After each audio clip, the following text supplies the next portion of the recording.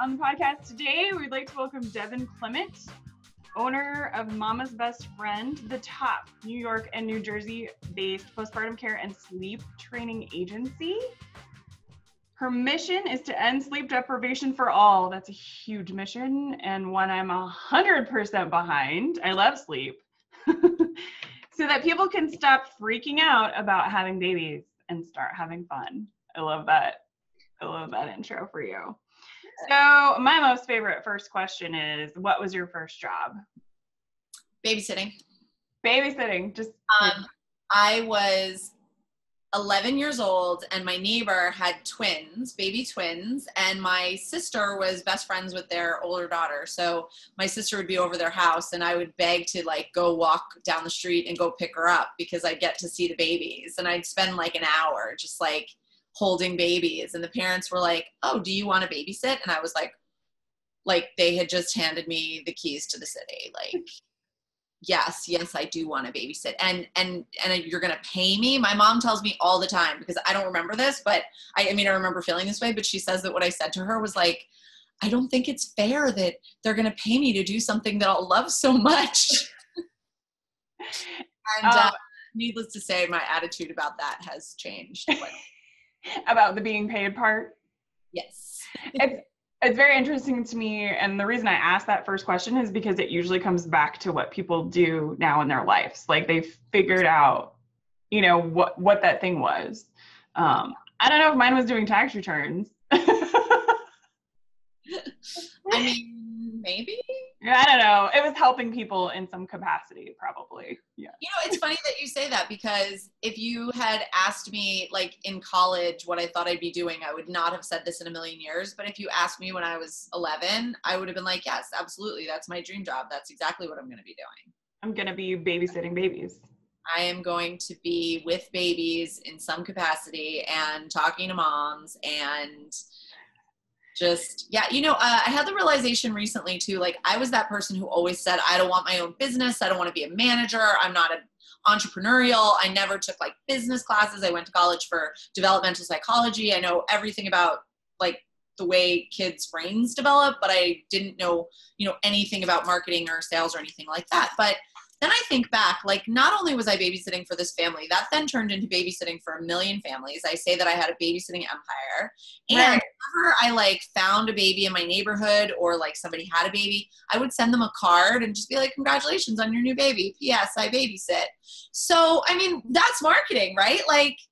I was marketing myself from day one. If we were at the pool and I saw somebody with a baby, I'd go up to them and want to play with it and warm chat them. So, and I, with no real intentions other than I want to be with your baby. So, I realized that I was not giving myself enough credit and I was really selling myself short, and that I've actually been a businesswoman for 25 years. Isn't that crazy how it comes around? We've had guests on the podcast where they're I never actually had a traditional job. They knew from day one, that they were going to entrepreneur. I used to say that same thing though. I used to say, I don't want to be an entrepreneur. I get it. I get why people do that. I could feel why they did that, but I was this time in my life or whatever. Well, I think too that as women, we're kind of discouraged from doing that sort of stuff. I briefly flirted with the idea of being that woman who commutes to New York City in high heels and works in banking and I don't know, it sounded like a lot of trouble. It is a lot of trouble. A few babies. So then I was no, I'm not a business person. And I was trying to convince myself for years that I wasn't, but really I was. So just own it. Right. Yeah. I find that interesting. And then I think that sometimes we end up in careers like mine, which really is built on patriarchy. It is built by men. Yeah. And it's not a good fit for a lot of women because by the time I had kids, I was I don't want to work 60-hour weeks. I physically can't work 60-hour weeks. I mentally can't. Yeah. And that's not fair to me or my family or anybody else really.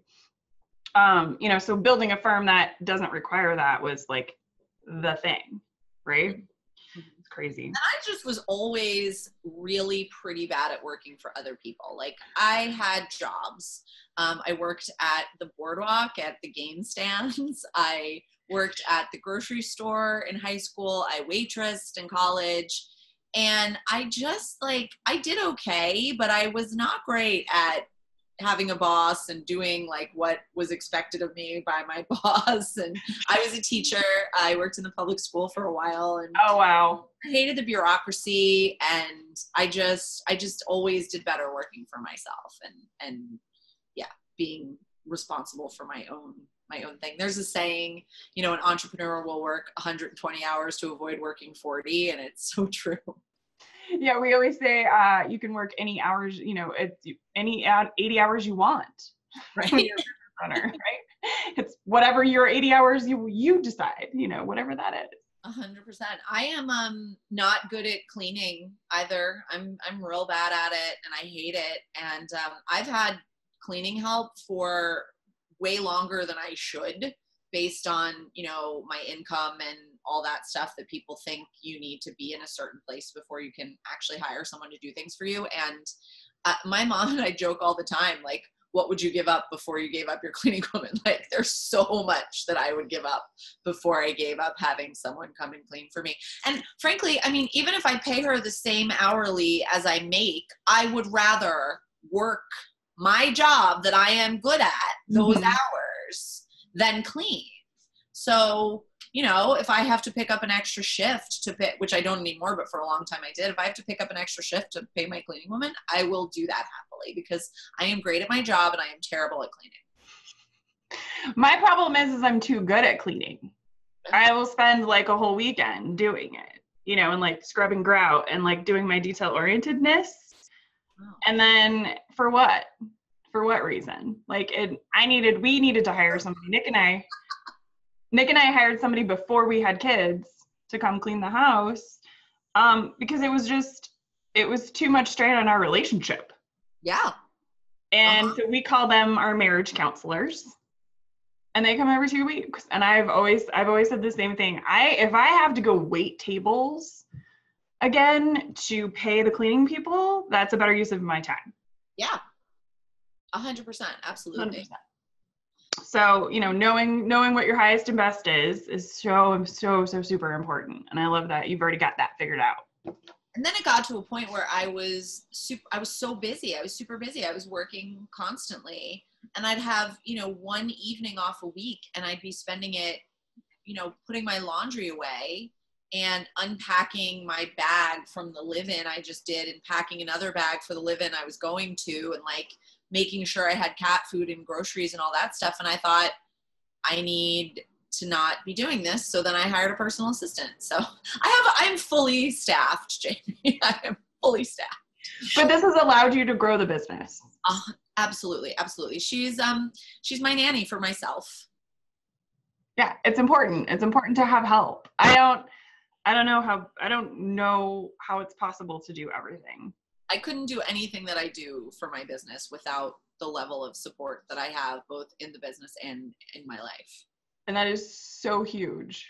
It's so huge to have recognized that. I love it. I love it. So it's not like I said about my bookkeeper. It's not that expensive. Like, I don't drive around in a gold-plated limo. Like, my personal assistant comes over 3 to 4 hours a week. My cleaning woman's here like every other week. My bookkeeper works, you know, 5 hours. Like, these are just people having their own businesses and doing their own thing, and they have other clients, and I'm part of their mix of, you know, people who are helping them support themselves and their families. And you don't have to be like Richie Rich to actually get the help and the support you need. And if you get it before you need it, it can help you, like I said, be better at your job and grow your business and do all these things. Like, my business would not be anywhere if I had tried to do my own bookkeeping from the beginning. Right, because you wouldn't have ever billed anybody, and there would have been no money, and I would have had to start waiting tables, because at least people just hand you money and you don't have to think about it. And I love how that basically just feeds into what you do for your sleep training clients. Yeah. Right? Like, you help them manage all of that. Totally. So talk about that. Talk about how that fits into your mission. So, I mean, first of all, sleep is just so critically important. And we are, as a culture, just completely sleep deprived, like kids or no kids. Mm-hmm. So the amount of sleep that you need just to function at any kind of reasonable level is so much more than we typically get. And I have really been pretty militant about that with myself and with the people I know and love. Like, sleep is really important. Getting the amount of sleep that we need. So then when you add like a baby into the mix, and there's all this, different advice and conflicting information and dogma and like scary things you'll read, like you're going to hurt your baby forever if they actually get some sleep at night. Like, so you're navigating all that while sleep deprived, trying to figure out how to even do it. And, your pediatrician is telling you, well, just put him in the room and shut the door and come back in the morning. Like, that's like somebody saying to me, oh, just do your bookkeeping. Okay. Oh, what? Sorry, what? How? Just clean the bathroom. Oh, what? I don't know.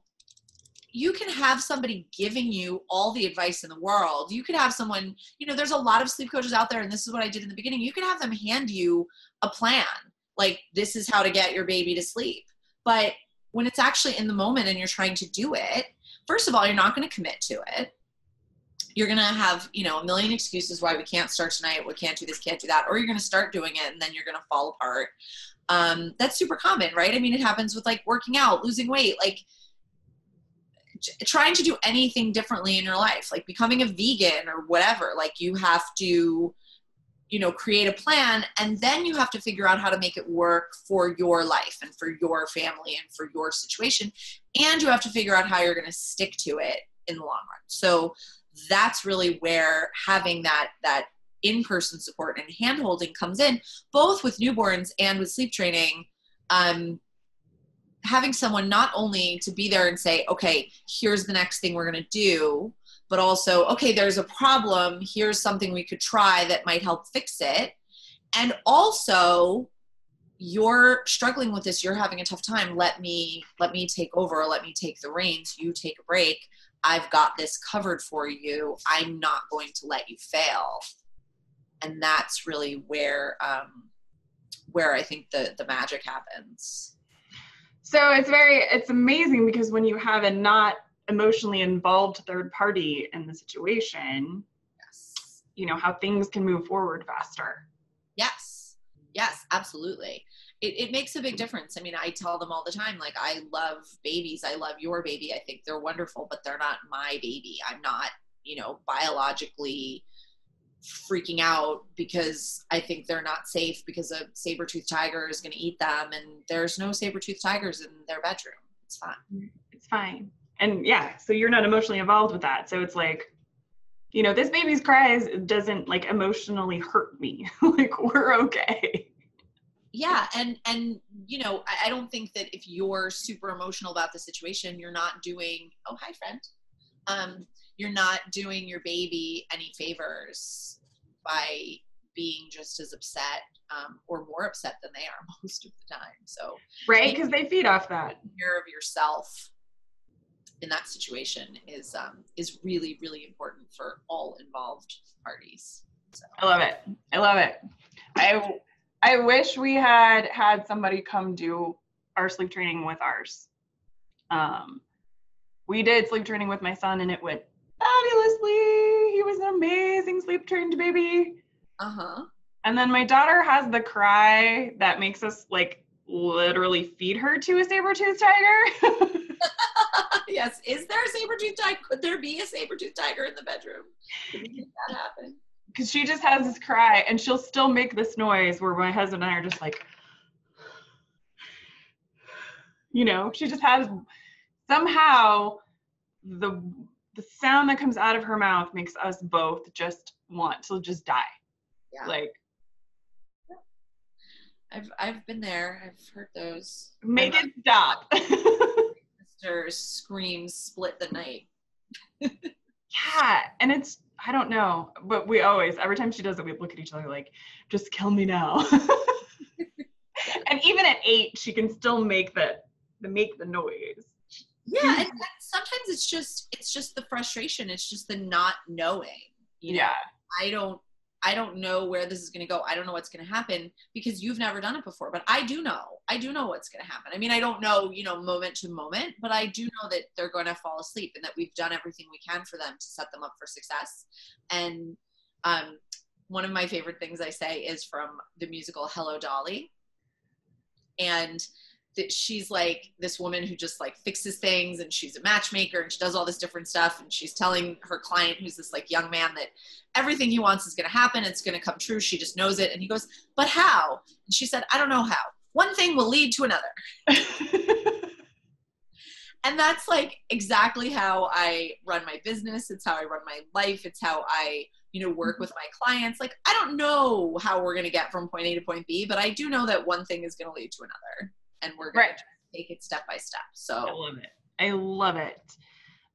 So sleep training's not new.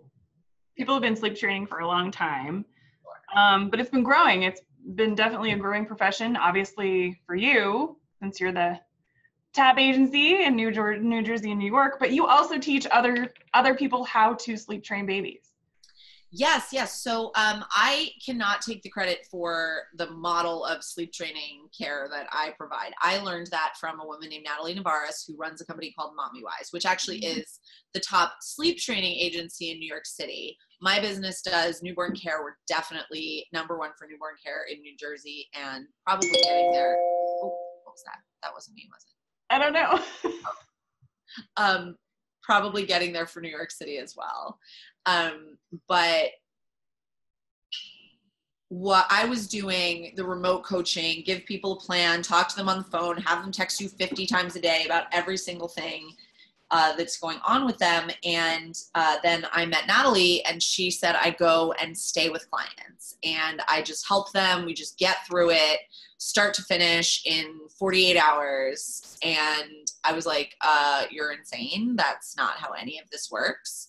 She was like, no, it does. This is what I do. So she trained me in her model, and she sent me to a client. And the first client I went to, I was like, how is this real? Like, this was so fast and it was so easy. And this mom is like having such a better time than my clients that I work with remotely. Like, it was a total game changer. And meanwhile, you know, Natalie's just over here running her business, doing her thing, minding her own business. And I've got this whole community of newborn care specialists and postpartum doulas and birth doulas and people that are working with parents and really seeing the need for this, asking me like how to do what I'm doing. And I was like, well, why don't we teach you? So we put together a training, and we took, you know, Natalie's experience and expertise, and we took my, you know, community, my network of people who were hungry for this information, and we put together a sleep coach training. So we did it for 2 years, and this is going to be our 3rd year, and this is actually going to be the last time that we're doing it, because we really want our trainees to be able to be successful and to really own their area and own their market. And we don't want to flood every market with like 6 or 7 sleep coaches that are going to be competing with each other. You know, a couple is fine because we think there's plenty of business to go around, and maybe someday they'll get so busy that we'll start training more people on top of that. But we really want to encourage them to be successful and, you know, have a great business. And so our trainees from 2 years ago and from 1 year ago are really just like working like gangbusters. They've got, you know, they've had lots of clients, and they're really seeing what we taught them play out. Because a lot, honestly, at the training, I do a fair amount of like, people will ask a question like, well, what do you do about this? What do you do about that? And I'm like, I don't know, like fake scenarios, hypothetical scenarios don't really work. I have to see what's happening. One thing will lead to another. One thing will lead to another, you know, and they come in and they start working with clients, and they're like, oh my gosh, you were right. Like, one thing leads to another. I have to, you know, we have to just trust that. We have to just trust that we know what we're doing, and that we're there to support these parents. So, you know, obviously we're teaching them some real stuff too, but there's a lot of it where they're like, oh, well, what did you do in that situation? I'm like, well, I had observed this, and this, so I made this decision. And it's all very in the moment. So at our trainings, we teach them really how to be flexible and how to problem solve and troubleshoot in the moment, and how to sell and market your business, because I think that's something that a lot of people don't know about and are afraid of. That's awesome. So at this point, you've trained people all across the country, which completely fits into your mission. People are getting to sleep. I love it. We are spreading the message, and we even have some outside of the US, so that's exciting too. Oh yeah, where else? Japan. That's so awesome. And so you guys are sleep training babies in 48 hours. Yes. We actually started offering 72 hours just because we felt like even though the baby was doing great, the parents weren't quite as confident as we wanted them to be. And they, it'd be the end of the 48 hours. And like, you can't leave. I can't do this without you. So we increased our options. So we offer a 72, and most of our clients do opt for that, but it's only because they just really want that. It's for them. It's really more for them than for the baby. But, meanwhile, if somebody calls me and says, I have, 3-month-old twins that are sleeping in bed with me and also a 2-year-old and this, and I'm like, okay, let's do 72 hours. I think that's going to be what we're going to need. Yeah. We need a whole family process. Or I have 2 different nannies and my mother helping out. So I'm like, okay, I'm going to need at least a day with each person. Get everybody ship shape, get everybody on board. It's very interesting that it takes longer for the parents to adjust to that than the baby. Yeah. Babies are so smart. They're so smart, and they learn so quickly. And sometimes that's not a great thing because we accidentally teach them the wrong things. I have a funny story about that. I met up with a friend once who was a single dad, and he had his 2-year-old daughter, and we went to this aquarium, and they had like fish and bugs and animals, and we saw these like big cockroaches or something, and I was like, ew, gross, and his little 2-year-old daughter was like, ew, gross. It was so cute. And then a day later he calls me and he's like, my ex-wife is asking where she learned to say ew, gross, because she stopped. It's like, okay, so you're welcome. So, so sometimes they've just learned things in the way that was not the way we were intending to teach them. Right. So sometimes what I have to do is just unteach them that and teach them a new thing, or help them figure out a new thing. So if we really give them the space and the opportunity to figure things out, they're so smart and learn so quickly. And it's just amazing to me, not only to watch the babies figure it out and just see how brilliant they are, but also to watch the parents like be so pleased with them and so proud of them. Yeah. So. They're so adaptable. They really are. And even newborns, I mean, they just can get with the program so quickly, and they want predictability. So giving them structure and some routine and some way to know what to expect that's something that I really brought over from teaching and from my education background and my college career and all that stuff is, how they learn and what they like and what really will help them be the most successful. Because a lot of the time what you think they're asking for is not really what they're asking for. Yeah. I always say, I mean, even with kids and people and whatever, there's freedom and boundaries. Yes. Like, oh my gosh, I love that. Yeah. I mean, once you know how to engage with people, like, what their boundaries are, you have complete freedom. Yeah. And there's not that uncertainty of what's going to happen next, because for the most part, what to expect, what you're going to do if that happens, or if something weird happens, like, that's outside of the boundaries and not in your, in your space, and it needs to be dealt with in a different way. So.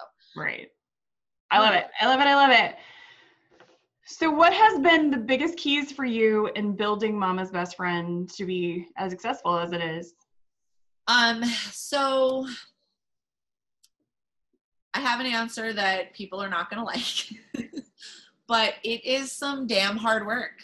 Yeah. Like just getting out there, you know, driving in the snow, saying yes to overnights, saying yes to working holidays. You know, it's easy for me because I don't have kids, but I see people who are like, oh, well, you know, even people who work for me, oh, I can't take that client because my son has baseball practice and I have to drive him there. I'm like, really? Like you're giving up, you know, a 6-week consistent client because you can't find somebody or let somebody else drive your kid to baseball. Like, you know, and that being said, I get pathological with it. I'm like, oh, sorry, friend who's in town from another country. I can't get together because I have to go work. Like there's definite limits that I'm learning. I'm teaching myself, like not to be such a workaholic, but I would absolutely not be where I am today if I had the same level of, I mean, boundaries is the wrong word, but like choice. If I made the same choices that I make now, that I'm busy and successful and have a team and a support staff and all that, like when I was growing the business, I did it all. Like I mentioned earlier, the postpartum doulas who didn't want to drive half an hour to a client, I would take someone 90 minutes away and I would drive to them. And because of that, I now have a statewide and basically tri-state area business because I made a name for myself in so many different places. Just because someone needs help, I'm on my way. So that really, I think is so huge. And like I already said, having support right from the beginning and having those structures in place right from the beginning. And I again, am not perfect. And I wish I had done even more than I did to get things established early on. So I think there's so many things, and actually I'm tying this back into sleep training and newborn care and all this stuff. Like you're ready a lot sooner than you think you are. So you know, one of the things I did right off the bat was get a business bank account. Even if I was only depositing, you know, $200 here and there, like that money went in to there. And then I took it out and transferred it to my personal account, sometimes pretty much immediately, but it made it really easy for me to see like what was coming in, what was, you know, where it was going, and not getting it mixed up with, you know, my completely disorganized personal finances. But you know, like I said, getting someone to do the things that I was bad at and that I didn't want to do. Getting someone to do my website. I had a professionally designed website like immediately because I knew that was the face I was putting out to the world. That was the face of my business and my brand. And if it looked like crap, people were not going to want to hire me and they were not going to want to pay the rates that I wanted them to pay. So knowing, you know, where it's important to make a good impression. And again, just showing up, just showing the F up. I love that. The biggest thing you could possibly do. And I wasn't like some kind of marketing genius. I wasn't paying for advertising. I wasn't doing any of that. I wasn't really blogging or any of those things we're told we're supposed to do, posting beautiful like pictures on Instagram. I mean, if you're doing that, that's great. But I didn't do any of that. I just showed the F up. And you do that year after year and you're going to have a successful business. You just are. It's unavoidable. It's unavoidable. It will come and find you. I love it. What were some of the biggest obstacles that you faced in growing the agency? Sorry, kittens. What were some of the biggest obstacles? So definitely the unpredictability. Like I said, sometimes I'd be completely slammed for weeks, and then sometimes it would be total crickets, and I would be like, oh, Amazon, I miss ordering things from you. I have to allocate my money to food and rent.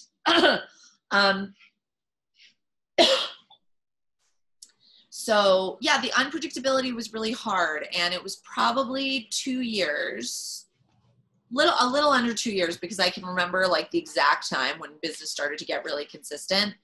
It was probably about 2 years before, and I had to hustle and do some different stuff in there. Like, I didn't throw in the towel and say, that's it, I'm going back to waitressing or I'm applying for teaching jobs. But, you know, a friend of a friend needed a part-time nanny and it was super flexible. So that was perfect. I could take that and fill in around my clients, and she was happy for me to just come when I could come, which was great. You know, you have to get creative in the beginning. You have to be focused enough on your business that you're not twisting yourself into a pretzel and saying like, oh, well, I need a client so badly, I'll offer like a 50% off discount, because then you're going to get some BS happening that you don't want. But you have to be willing to, you know, find another way to bring some money in that's not going to hurt your business or your brand. And that's not going to have an impact on your ability to work for your clients, because I see that happening a lot too. And I understand why it's sometimes necessary, but I think it's kind of shooting yourself in the foot in the long run. So if you can find something that really works with your goals, then that's amazing. So the unpredictability was very challenging. And, you know, all this talk, I'll talk about getting help and finding people who are great at doing the work. It's pretty hard to do. It's pretty hard to find the right people to do these jobs. I mean, they didn't just fall into my lap. So it was a lot of trial and error and figuring out, you know, who's going to be good for this, who's going to be reliable, what my priorities are, what I have to pay. 'Cause, you know, sometimes you have an idea in your head about how much it's going to cost, and then you get someone for that rate. And honestly, this happens to our clients before they find us. They've had, you know, they've been through like 4 or 5 cheaper people, and they're like, okay, obviously this is not what I want. I want the quality. So knowing where it's really important to pay very well and what things are a little more like low level tasks that you can, you know, be a little bit more economical about. So that was definitely a challenge, was really finding that perfect balance of people and work and help, and, you know, what can I afford right now, and where should I allocate my resources? Has it been hard for you to find other sleep trainers and other postpartum doulas? Yes and no. I have some amazing, just spectacular people that work for me, and I could not do life without them. They're incredible, and the clients love them, and they're just, you know, they make themselves available, and they understand the unpredictability of this business. And then there's a lot of people that, you know, want to do, oh, God bless you. God bless you. Want to do this work and want to do this job, but they have, you know, their kids' baseball practice. And then they'll ask me like, oh, is there any work? Are there any clients for me? And I'm like, well, you just said no to 3 clients in a row that I offered you. So I'm not going to go out of my way. Like, you know, I was joking with another agency owner the other day that, you know, this person's only available every other Wednesday from 1:32 to 1:47 PM. And that's it. Like, you have to, are you okay? Like having a sneezing fit. You have to be flexible. You have to be ready. You have to, you know, have boundaries, but also not, you know, have a jail cell for yourself. You have to be able to offer, you know, and like I said, in the beginning, when I was growing, I was that person that was saying yes all the time. And now I run the business. And if somebody needs me to step in, I'm there stepping in. Like, I'm the one leaving a dinner with my best friend because the doula just threw up at her client and I have to go take over. Mm-hmm. But I'm not wanting to work Friday and Saturday nights, and you're new to the business. So if you have availability on the weekends, that's going to make it much easier for me to give you work. So all that to say, I have some people who are amazing, some people who are less so. And I have found it challenging, especially because we use a team approach with clients for a lot of reasons, that they'll have someone that they absolutely love and someone that they less prefer. So that's actually leading me to sort of changing the way I do things and changing the way I structure my offerings and my packages, because, you know, when there is a real difference between the really excellent, like, top level people and the people who maybe are less experienced or just less willing to, you know, bring it, or maybe they just don't have the right skill set or whatever, you know, maybe they're just not as easily, you know, I can like shapeshift my personality to work with pretty much any type of client. And there are a lot of people who can't do that. You know, if someone is like too structured or not structured enough, they end up like butting heads, and, you know, we don't want that. So, you know, if there are people that I don't feel are these unicorns that I can just throw into any situation and I know will do an amazing job, then I'm going to put them with the clients who want a different type of care. And then the more demanding, more high level, more, you know, high needs clients, we're going to send like the better people. And I'm going to be, you know, sort of changing my structure and changing my pricing to reflect that. I love it. You know, you're shifting based on, you know, who you have and who you serve. And the way that I describe it is, rather than like, I always thought that the way you grow a business is just to get bigger and bigger. We're getting more clients. We're growing to more areas. We're working, you know, 1,000 hours this week instead of 400 hours this week. Like we're, you know, more people, more clients, more team members, more clients, more team members. It doesn't work like that in real life. You know, we've lost clients because I just didn't have someone available to do what they needed done. So what I want to do is, I call it like pulling in and up. Yep. We're going to be taking fewer clients overall, but we're going to be really like up leveling the service and the people and and I, you know, I want to be able to pay my people really well. So that means that we're going to be, you know, charging more, but they're going to be really guaranteed that like absolute top level maximum, like, you know, and for myself too, I've been doing this work for over 10 years. I want to get paid according to my knowledge and my experience level and stuff like that. And that doesn't mean that someone who's looking for someone to, you know, just help her out while she takes her 2-year-old to the park, you know, is going to want the same kind of care. And so, yeah, so pulling in, moving up, just, yeah, I mean, making things smaller, but not hopefully the profits. There's a lot of, again, power in understanding like who your client is and only going for them. Yes. You know, having it more boutique sized for myself, I completely understand, like, these are the people we serve. These are the only people we serve, because we can charge them what we need to charge them to make sure that they're getting the level of service they want. I read something years ago about, you know, the brand Hermes. They make the patterned scarves and the Birkin bag, that stuff. Hermes never ever has sales. Their stuff is never offered at a discount. It's really expensive. Silk scarves are like $400 minimum. And they're like limited run prints, and they don't produce that many things. So the prices actually go up over time. Like, I mean, a vintage Hermes bag is like 5+ figures. Like, and you look at a brand like that, and then you look at something like Walmart, and you look at, you know, what they're doing completely differently. Like, they know their clientele. They know that they're always going to be willing to do this, and that by offering sales or discounts or whatever, they're watering that down. Then over here, you've got Walmart, where everything is cheap. Everything's on sale all the time, because they have a volume business and they want everyone to come shop at Walmart. Hermes does not want everyone to shop there. So that's really what my sort of guiding light has been for many, many years, is what kind of business am I running here, and what kind of decisions am I making? Walmart decisions, or am I making Hermes decisions? Yeah, well, and that's another thing too, because when I do sales, I am not someone who's like, tell me exactly what you want for the next 3 months. Give me a schedule. Like, what package do you want? We have the, 1,000-hour package that's $50,000, and we have the, 10-hour package, or like, tell me exactly what you want. Like, I get people in the door, and then we just see, one thing leads to another. We see what happens. Nobody knows when they have a baby, like, exactly what they're going to want forever. I mean, close to 100%. I'm trying to think right now of someone who did exactly what they originally signed up for and did not add on or extend. Mm-hmm. And not think of anybody. Unless they did like a huge package right off the bat.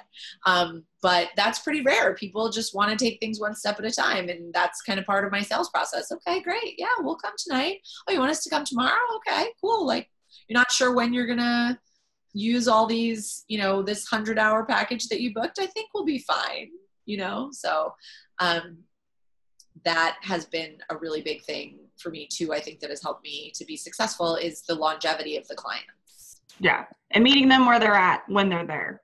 Yes. It's been huge for you guys.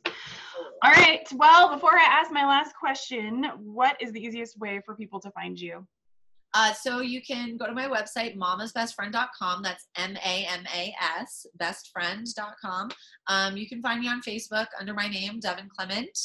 I right now my profile picture is me dressed up as a mermaid, so you shouldn't have a hard time finding me. I am on Instagram as @DelvaDean, DELVADEAN, which is a story that I will tell you if you would like to know. Short version, Starbucks cup gone crazy, gone wildly wrong. I love it. And we'll put everything back. We'll put everything in the description box so people can click and find you. All right. So final question. Wait, just real quick. If you're in the industry and you're interested in sleep coach training, reach out to me about that too. And I will send you all the info. And that's on the Mama's Best Friend website, right? That's on the Mommywise website. So I'll send them the link if they send me an email or whatever. We'll put that one in the description box too. I'm looking it up for myself. Okay. What is the one piece of advice you would give every new parent in regards to sleep? This is the one piece of advice I would give to every new parent in regards to everything. Mm-hmm. Take a deep breath. Reset. Like before you do anything, just take a deep breath. I love it. I love it. Thank you so much for coming today. I really, really appreciate you taking the time. This was so fun.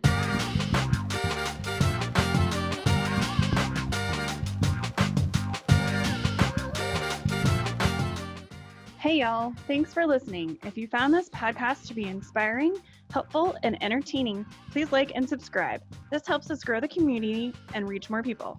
If you are interested in learning more about this episode's guest or accessing any of the books or other resources mentioned in this episode, be sure to check out the description box below. Until next time, be abundant.